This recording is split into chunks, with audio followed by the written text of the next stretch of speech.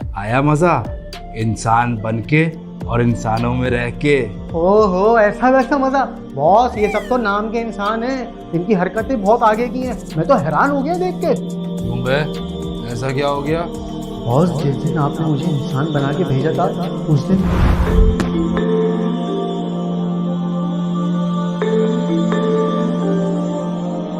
باس میری نظر ایک بھکاری پہ پڑی جس کا ایک ہاتھ نہیں تھا، سب اس کو پیسے دے رہے تھے۔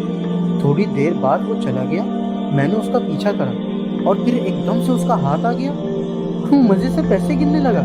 پھر دور سے اس کو سلوٹ مارا کہ واہ استاد، انسانوں میں رہ کے شیطانوں والا کام تو یہ کر رہا ہے، لوگوں کو الو بنا کے حرام کھا رہا ہے۔ پھر اس سے دوستی کر کے اگلے دن میں بھی ساتھ بیٹھ گیا اور میں نے بھی صحیح پیسے بنائے باس۔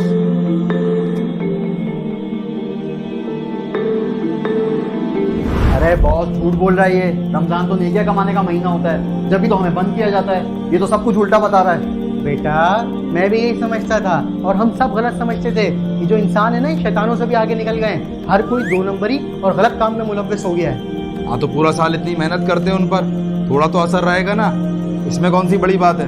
باس یہ تو چھوٹی موٹی چیزیں ہیں، میں نے اپنی آنکھوں سے پولیس والے جو کہ انسانوں کے محافظ ہوتے ہیں ان کو لوٹ مار بچاتے ہوئے دیکھا ہے، اور سارے انسان جو ہے نا ایک دوسرے کی ٹانگیں کھینچنے میں لگے ہوئے ہیں۔ میں تو خود پریشان ہو گیا تھا باس کہ جب سارے شیطان بند ہیں تو یہ حرکتیں کیوں کر رہے ہیں؟ اور سب سے اچھا کاروبار تو موبائل اسنیچنگ ہے، 15 ہزار روپے کے موبائل کے لیے ایک دوسرے کو قتل کر دیتے ہیں۔ اچھا خاصا میں بھی آئی فون چھین رہا تھا، آپ نے بلا لیا۔